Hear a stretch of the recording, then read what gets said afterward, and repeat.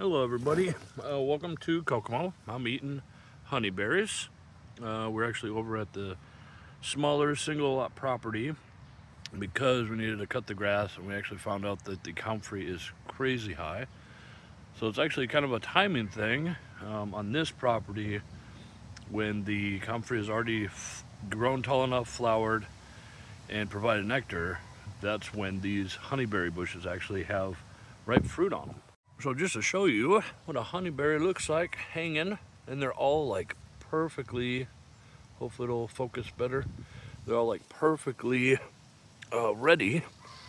The only thing is, once you grab one fruit, a bunch tend to fall. So I'm gonna shake it, and then you can kind of just pick them off the ground if you want. They're really good. They look similar to blueberries. I mean, they are a blueberry. They're a little bit bitter. This is smallish bush. Smallest fruit, smallest bush. And I actually have 3. 1, 2, 3. And then this is the comfrey that we had planted next to it. So I'm going to show you, we're going to actually trim all of this comfrey back and use that. Well, we're going to trim it all back, we're going to gather it up, we're going to put it in the back of the truck so we can bring it to our chickens. But I just want to kind of give you a visual before we cut just how much mass, even at May 19th, this comfrey is already put on. So just 1 second. All right, so it took a couple of minutes. Clear my throat here. So we used a hedge trimmer. It's battery powered. Makes really quick work of it. You kind of make a pass, grab what you can, then make another pass. And as you can see, we got there's a service berry tucked in there. And we had pruned that this last spring. But now that the comfrey is gone, that'll be able to get more energy and grow faster and all that. But yeah, you can see just how, compared to right next door, how tall it gets. And what I was saying about it already, the nectar gone, you see how white they are compared to, let's see. Okay, so these flowers right here, they haven't even opened yet, but you see how dark they are. Trying to see, oh, here we go. See how there's just a lot more color in those flowers. That still has nectar in it, whereas that one doesn't. And it's about, 50%, I think only 50% of the flowers are open on this. But because we're trying to keep this garden tidy and this comfrey grows so fast, we're going to keep up on this. We're going to get all this cleared and all the other ones that are growing super crazy, so that'll all kind of drop down and those will shoot back up and they'll reflower and provide more nectar for pollinators. And that way what we can do is we can take all that and bring it over to our chickens. And this should give you a pretty good idea of just how much mass there is. So we're gonna have to take a couple of trips. I mean, some of it can kind of be smushed down, but as you can see, that's all the way to the back of the bed, front of the bed. So yeah, I mean, we'll be able to get, a couple of trips. It'll take at least to clear out all that. Because there's not only that, but we have them in, different corners. Because when we had set up this garden, it was supposed to be wood chips as planting areas and then mowed pathways. And obviously it's not much of a pathway now, especially with the asparagus already going to seed. It might all already be pollinated. I'm not sure what they look like after they've been pollinated, but that's what'll form the little red berry, whatever, balls, I guess, or seed balls. That is an elderberry. And so anyways, we had wood chipped all this area 3 years ago. And, whoop, oh geez, I just broke my elderberry. Sorry, Mr. Elderberry. I guess they'll go to the chickens too. And we had, this spring, so we had planted these elderberry 4 years ago. And then this spring I chopped all this down because these elderberry were even bigger than this.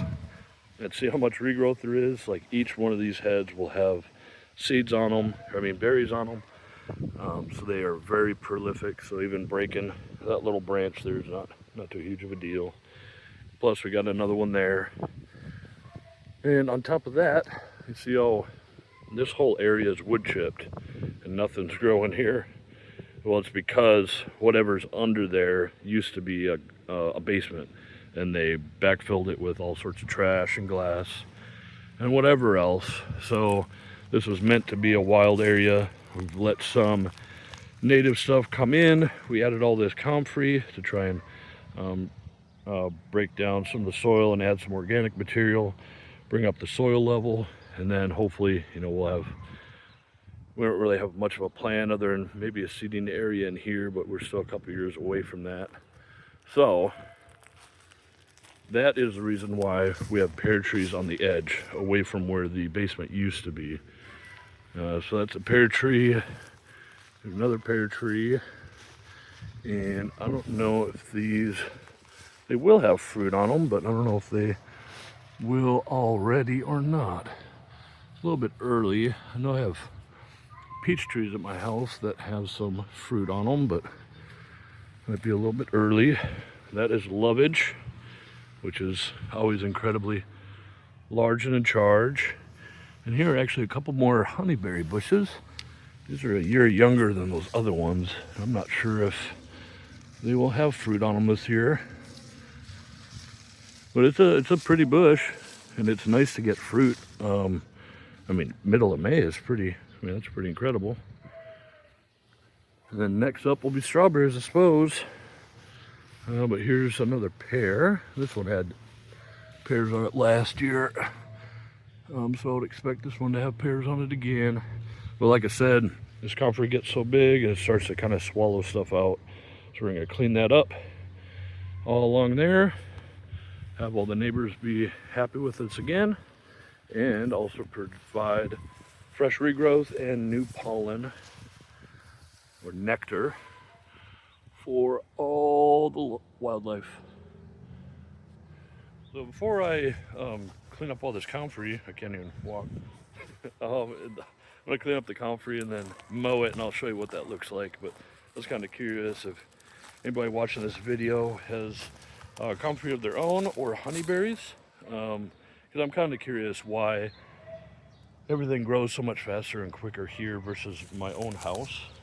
We have our honeyberries at home are not nearly ripe yet, and we have a variety of comfrey at different stages of growth, but none are nearly this big. So if anybody's got any feedback on that, I'd appreciate it.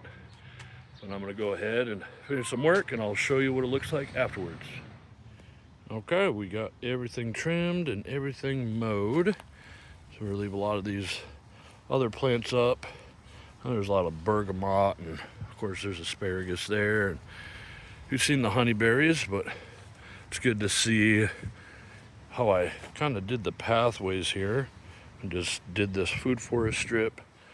And we surrounded this maple tree so that nothing else was really going to grow there. None of the grasses really grow there. So I did actually miss one comfrey, but that bee is happy that I did. Hello, Mr. Bee.